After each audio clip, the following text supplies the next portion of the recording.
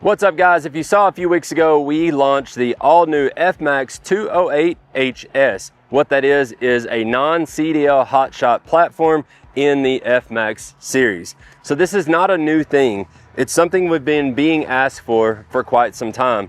But if you are familiar with that industry or that arena, the non-CDL trailers typically are 7K axles. They're regular suspension that's been around for a long time. And it's just not something that we would allow ourselves to put into production with an end user expecting to buy that trailer and be able to run a lot of miles and feed their family with it, because it's my belief, it's our belief, that those components, so the suspension, the brakes, the axles, even the framework, was not designed many years ago with the amount of miles that folks are running and the demanding environments in mind. They were much more regional. They were, right around town on construction sites. It's the same axle and the same suspension that's on a dump trailer or on, a gooseneck that's hauling a tractor to the farm. It wasn't meant to run 100,000 miles or 150,000 miles in a year.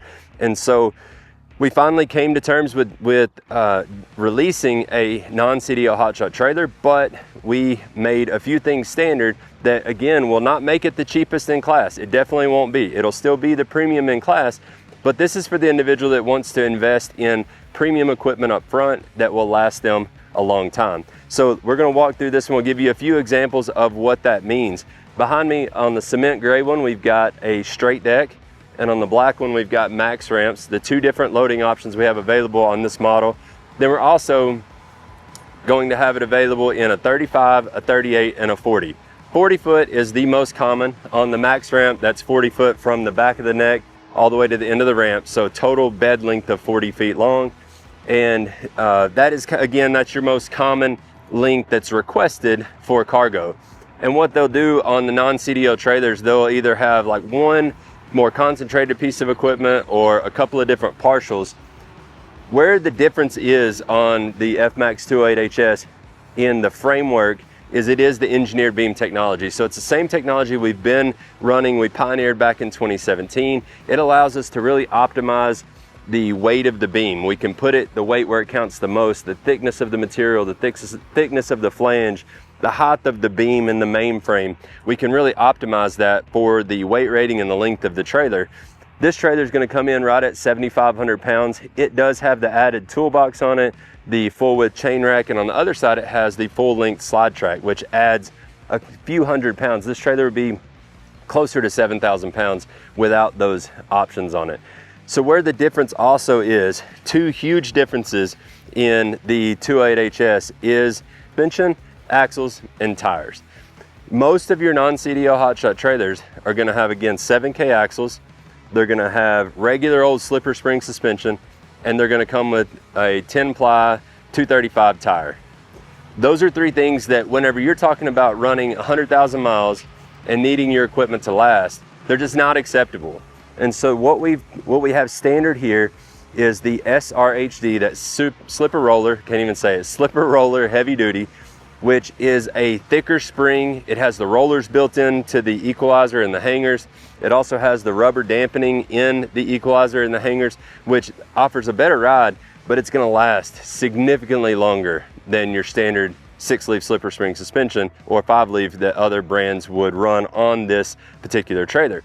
Are those gonna cost less? Yeah, that suspension's gonna cost a little bit less. But when you're talking about, again, investing in something that's gonna last longer down the road, and you're not gonna have to worry about when you're running across country having issues, that slipper roller is, it comes in clutch, and it is well worth it.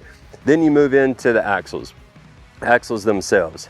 Most other ones, again, are 7Ks, and even some do offer an 8K, but they may use that hybrid brake, in which is a 7K brake on an 8K axle tube. Get a little heavier bearing, but at the end of the day, you still have that narrow brake.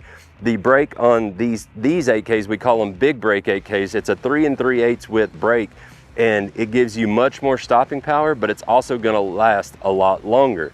Then lastly, again, you get into the wheels and tires. We have a 215 17.5, it's an 18-ply tire, a really heavy duty tire that has thick tread. It's regroovable, and the cool thing is, with that kind of tread depth and then that ply rating, It's a really hardy tire, almost indestructible. I mean, you can blow one out, but you really gotta be working at it compared to a 10 ply that others would have standard. And then also it's gonna run a lot of miles. You got that really high mileage tire versus, again, a 10 ply 235. So those are a few of the things that really make the 208 HS stand out compared to those other non-CDL hotshot trailers that are out there.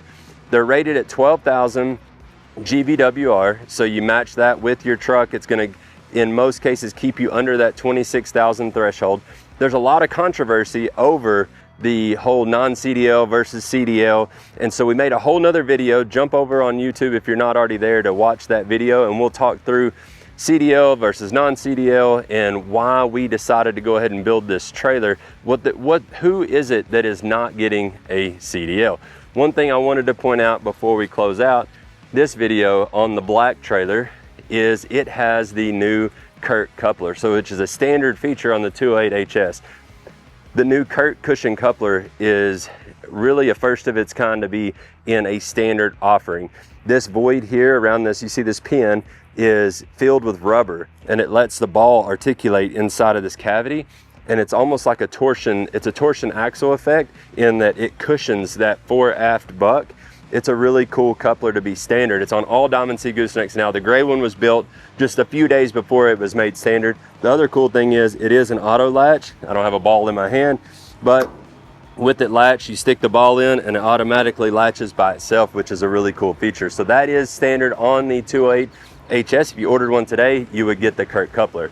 Jump on diamondc.com. There you can look at the 208 HS. You can look at all the different options available and be able to outfit one to fit the work that you need to do to either get started in hotshot or make a career out of it. The choice is yours.